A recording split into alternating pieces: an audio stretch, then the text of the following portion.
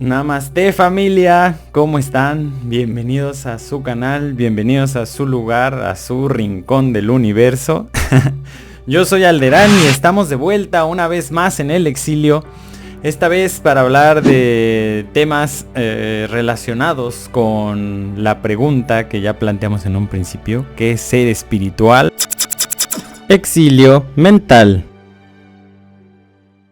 Y como no, vamos a estar hablando de temas como la espiritualidad, que es una de mis grandes pasiones en este tiempo.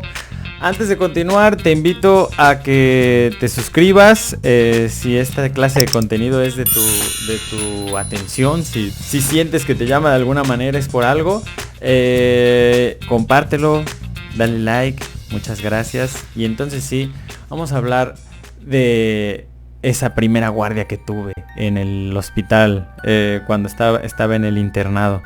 ¿Y por qué? Debido a que cuando llegué al internado, cuando llegué a los hospitales, fue cuando me puse de cara con ese concepto que podemos llegar a estudiar, pero no lo vemos nunca de una manera tan directa como lo es la muerte. Y en el internado, vaya que sí, tuve experiencias muy cercanas a la muerte.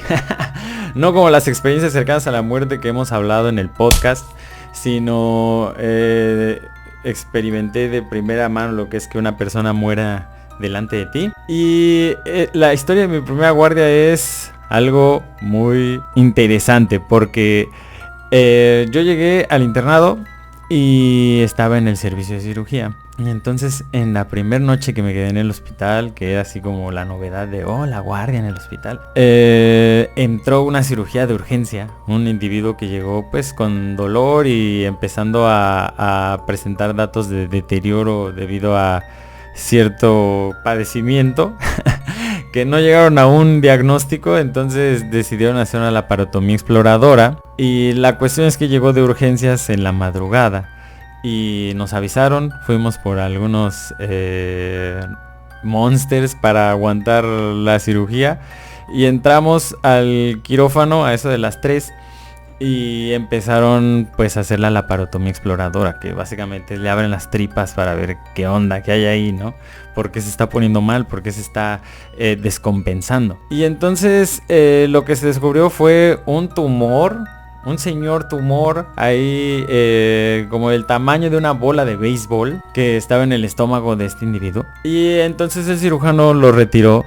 Y al momento de retirarlo se llevó una parte de la vía digestiva, que es el colédoco, el tubo que conecta al hígado con el intestino. Y cuando eso sucedió, tuvo que hacer una maniobra que se llama la maniobra de Whipple, y que pues no es tan sencillo, lo cual le empezó a tomar cada vez más tiempo. No recuerdo cuánto tiempo llevamos en la cirugía, pero sí ya llevaba un rato. Y en eso el anestesiólogo empieza a decir así de, se nos está chocando. Se va a chocar, doctor. Le empezó a poner ahí aminas, tratando de mejorar los signos, pero le decía, no, va para abajo. Y en eso, ¡cuas!, entra en paro y se hace para atrás el cirujano con sus manitas así en el pecho, que es así como la clásica del cirujano, ¿no? Con tus manitas así. Y me dice, tú estás grandote, dale compresiones. Y ahí subo arriba del individuo y comienzo las compresiones. Y de repente solamente siento como se vence y truena. Y se escuchó en todos lados. Y el doctor dijo, se le rompieron las costillas, pero sigue. Y seguí, y seguí, y seguí, y seguí, y no salió, se murió. En ese momento ya estaba yo encima de un cadáver. Y después de eso vinieron otras varias situaciones de ese nivel. Para cuando terminé ese año de internado, entre otras cosas, historias más personales, ya estaba yo loco completamente. No podía dormir en las noches. Padecía de insomnio, ansiedad, depresión, estrés. Y ya en el internado había desarrollado hipertensión. Estaba con el síndrome metabólico a un paso de la diabetes. Ahí el muchacho, 120 kilos. Y pues con múltiples diagnósticos, incluido también tenía unas piedras en los riñones que si alguna vez has sentido un cólico nefrítico es el dolor más cañón que puede haber. Me retorcía del dolor. Y en ese momento fue la noche oscura de mi alma, literal. O sea, era oscuridad por todos lados, drama en la vida, estaba enfermo, estaba pues no sabía ni qué onda y noches que no podía dormir. Entonces me acerqué a la persona más sabia que tuve a mi disposición, mi papá. Y le dije, oye, es que estoy muy mal, realmente no duermo, me siento mal, o sea, me daban ya crisis hipertensivas también, me dolía así el pecho, ya me estaba infartando ahí, tenía dolor tipo angina. Y entonces me dijo, tienes que acercarte a Cristo. Y en ese momento yo fue así de... ¿En serio? Otra vez la misma cantareta de Cristo, Jesucristo, Salvador, resucitado, murió en la cruz, por tu pecado, murió en la cruz. Entonces Cristo crucificado, por mi culpa, por mi gran culpa. Y dije, no gracias, prefiero seguir así como estoy, ¿no? Y después me di cuenta que realmente sí, lo que estaba buscando era Cristo. Hoy en día entiendo que mi papá tenía la razón, pero yo lo fui a descubrir de una manera que fue a través de la ciencia. Entonces hay una frase por ahí que dice que un poco de ciencia te aleja de Dios. Eso me pasó mientras estaba en la carrera de medicina. Era así como, yo soy ateo, ¿no? Bueno, agnóstico, ¿no? ¿Qué quiere decir? Yo no sé. Pero hay algo que crea el universo y que pues, parece ser algo muy poderoso, pero yo no sé. Es como una situación de comodidad ahí, ¿no? Y entonces empecé a tener acceso a ciertos textos, autobiografía de un yogi de Paramahansa Yogananda.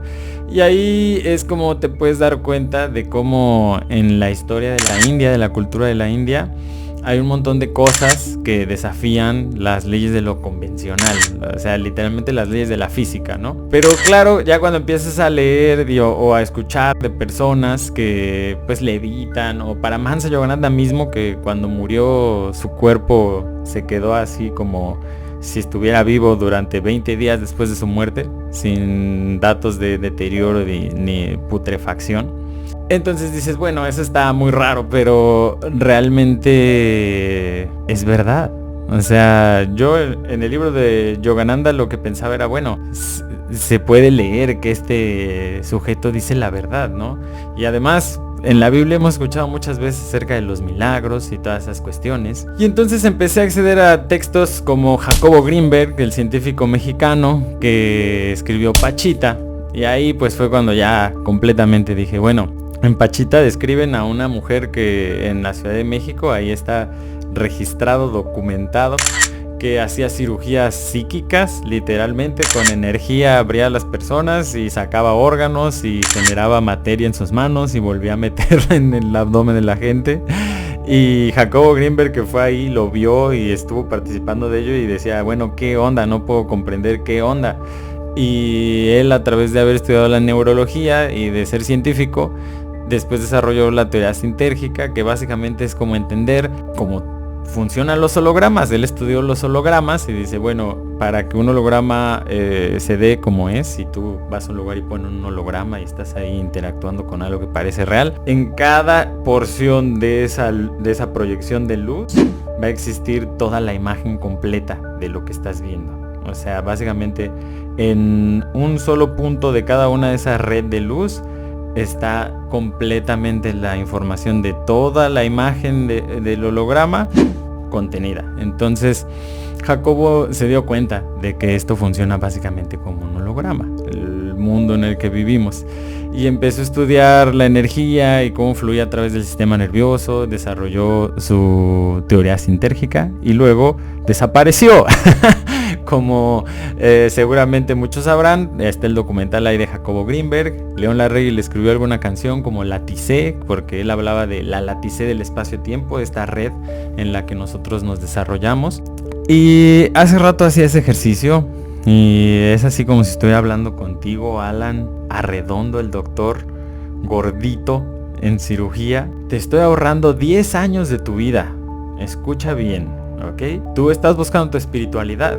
La espiritualidad es la chispa divina que vive en ti. Esas ganas que tienes de hacer tantas cosas, esos deseos que tienes de conocer a alguien o de ir a algún lugar para sentirte completo, de algún lugar para sentirte satisfecho, de comprarte un carro, una casa y no sé cuántas cosas, ese deseo que tienes de ir por más, en realidad nunca lo vas a lograr satisfacer si no empiezas a voltear a quién eres realmente. Y quién eres realmente es un ser espiritual. Entonces espiritualidad es realmente el proceso de aprender a reconocerte como eso, como un ser que tiene una parte espiritual, no solamente una parte física, sino una parte espiritual. Y entonces vamos a hablar próximamente acerca de lo que es el desarrollo espiritual, que eso es el camino en el que has de introducir tus pies, pero que créeme que al otro lado del camino te transformas en una persona completamente nueva, con una paz que nunca has conocido antes y sobre todo apasionado de la vida. Entonces te invito a que te conectes, te invito a que continúes pendiente de las pláticas y de los videos, porque estamos en el exilio mental. Yo soy Alderán, mi carnal, mi hermano, te mando un abrazo, un saludo, bye bye. Vamos, yo soy un científico, yo tengo un laboratorio, estudio la actividad cerebral, la fisiología cerebral, y me invitaron a conocer a esta mujer Pachita y a sus operaciones, y lo que yo vi ahí, en principio contradecía todo concepto y todo conocimiento que yo tenía acerca de la realidad. Y a mí lo que me enseñó esto que vi, que Salvador pues lo estaba describiendo y que yo fui testigo también de aquello, lo que me enseñó es que yo no puedo decir cuál es el límite de la capacidad humana. A partir de esa experiencia yo no me atrevo a decir el ser humano no puede hacer esto, el cerebro tiene tal límite en su potencialidad, sino que parecería que estamos dentro de un continuo extensísimo y no conocemos cuáles son los extremos de este continuo.